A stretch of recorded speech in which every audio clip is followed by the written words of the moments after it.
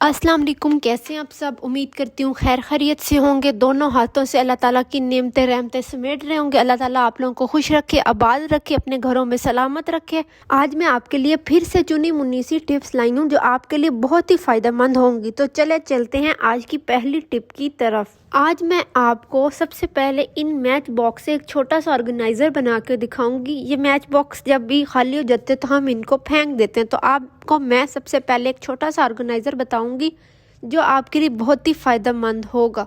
तो आपने अंदर वाली इसका छोटा सा बॉक्स निकाल लेना है, दोनों मैच बॉक्स का, और उनको इस तरह कट कर लेना है जिस तरह यहाँ पे मैं कट कर रही हूँ।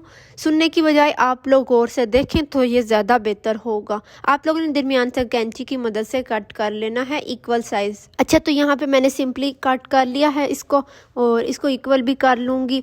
तो फिर आप लोगों ने इसको दूसरे वाले मैच बॉक्स के अंदर सिंपली रख देना है। और अब मैं आपको बताती चलूँ ये किस चीज़ के लिए यूज़ होगा।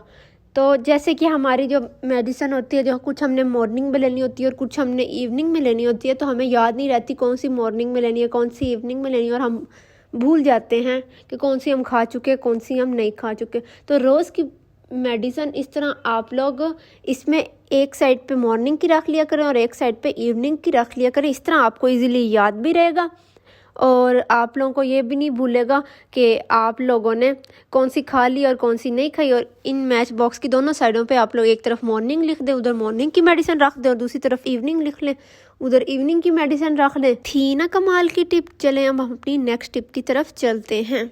जैसे कि सबके स्कूल गोइंग बच्चे होते हैं तो हमें यही फिक्र रहती है कि वो लंच करने लगेंगे तो हैंड वॉश करेंगे, या सोप से हैंड वॉश करेंगे, या वैसे ही हैंड वॉश कर लेंगे। तो आप लोगों ने इस तरह करना है कि कोई भी बॉक्स होता है सोप का जो फेंकने लगते हैं, आप लोग फेंकने से पहले आप लोग इस तरह कर लें कि जो घर में छोटे छोटे पीस बच जाते हैं साबुन के, आप लोग उसे वेस्ट समझ के यूज़ नहीं करते, या तो कमोड में डाल देते हैं या फिर फेंक देते हैं। तो इस तरह आप लोग ये करें कि इसको इस बॉक्स में डाल लें और बच्चों के बैग में रख दें, और उन्हें ये सिखा दें कि आप लोगों ने जब भी वॉशरूम में जाना है तो इसको यूज़ किया करना है खाना खाने से पहले। या फिर ऐसे छोटे से पेज में ले लें और इसे रैप करके बच्चों के पॉकेट में डाल दें, और उन्हें ये बता दें कि आप लोगों ने लाजमी कुछ भी खाने से पहले हैंड वॉश करने और फिर खाना है। इस तरह बच्चों को फजूल के बैक्टीरियाज भी नहीं लगेंगे और उनका बहुत ही ज़्यादा फ़ायदा हो जाएगा और उनकी सेहत भी ख़राब नहीं होगी। ये छोटी छोटी सी टिप्स होती हैं जो हम लोग आप लोगों के साथ शेयर करते हैं।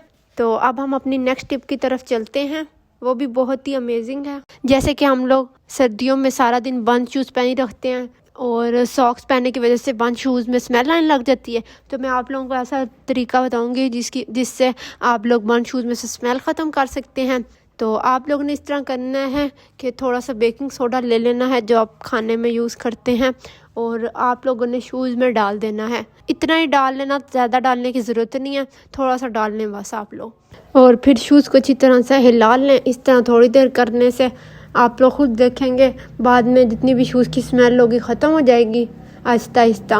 और फिर यही बेकिंग सोडा दूसरे में डाल लें, क्योंकि क्या ज़रूरत है नया लेने की, वेस्ट तो नहीं ना करना आप। तो यही बेकिंग सोडा आप दूसरे शूज़ में भी डाल दें, और फिर 3-4 शूज़ में कर सकते हैं आप इस तरह ही, और जितनी भी स्मेल होगी वो ख़त्म हो जाएगी। क्योंकि बेकिंग सोडा जैसे भी हम बर्तनों वगैरह में भी यूज़ करते हैं तो वो बहुत अच्छी तरह से बर्तनों को भी धो देता है। सर्दियों में हम बार बार अपने शूज़ को वॉश तो नहीं ना कर सकते, तो इस तरह ही हमें अपना काम चलाना पड़ता है विंटर्स में। तो अब हम अपनी नेक्स्ट टिप की तरफ चलते हैं, वो भी इसी से रिलेटेड है।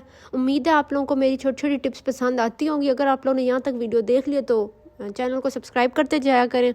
आप लोगों का क्या जानना होता है अलबत्ता हम लोगों को थोड़ा सपोर्ट मिल जाता है। नेक्स्ट टिप भी छोटे बच्चों के ही हवाले से है। ज़्यादातर छोटे बच्चे सारा दिन स्कूल में बंद शूज़ पहने रखते हैं या फिर वो घर में भी पहने रखते हैं। पता है सर्दियाँ तो फिर बच्चे बीमार हो जाते हैं, छोटे बच्चे जिनको बहुत जल्दी फीवर वगैरह हो जाता है, तो वो सॉक्स सारा दिन पहने रखते हैं, तो जिसकी वजह से उनके पाँव में से बहुत ज़्यादा स्मेल भी आने लग जाती है, और दूसरा उनकी उंगलियों में रैशेज़ वगैरह पड़ जाते हैं, रेड हो जाती है।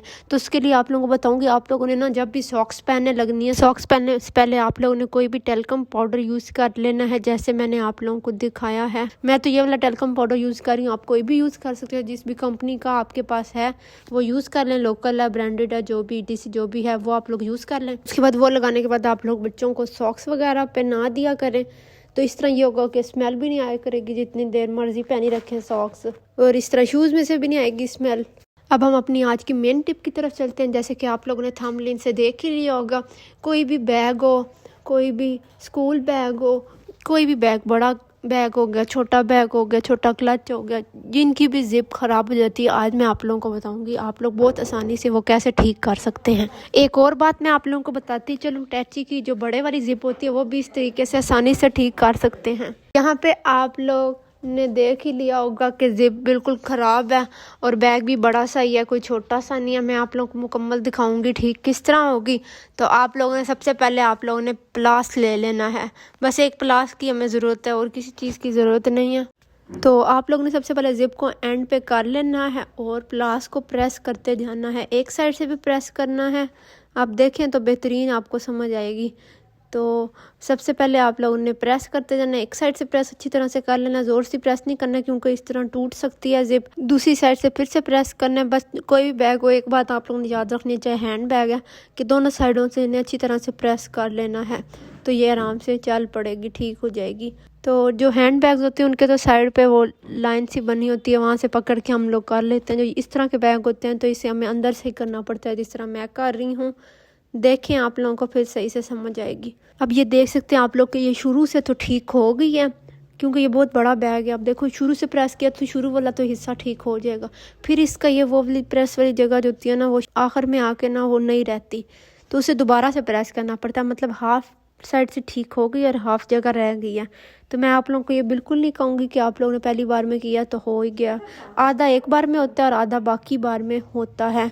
अब हम इसे दोबारा हल्के हाथों प्रेस करेंगे क्योंकि हाफ तो बंद हो गई थी, तो हाफ के लिए हमें दोबारा करना पड़ेगा। तो इस तरह फिर आसानी से हमारी जिप ठीक हो जाएगी।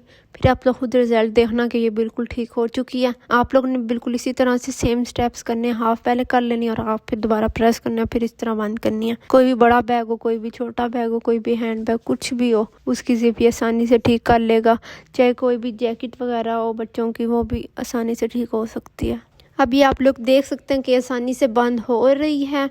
तो ये देखें बिल्कुल ठीक हो गई। आसानी से कोई भी बैग को आप लोग इस तरह से ठीक कर सकते हैं मुकम्मल। ये मैंने आप लोगों को गाइड कर दिया कि ये बिल्कुल ठीक हो गई है। तो आप लोगों ने बिल्कुल वीडियो को गौर से देखना है और आसानी से अपनी जिप में भी ठीक कर लेनी है। तो अगर आप लोगों को आज की मेरी वीडियो पसंद आई तो वीडियो को लाइक करें, शेयर करें, कमेंट करें और अपने दोस्तों के साथ शेयर कर दें। मिलते हैं नेक्स्ट वीडियो में, तब तक के लिए अल्लाह हाफिज़।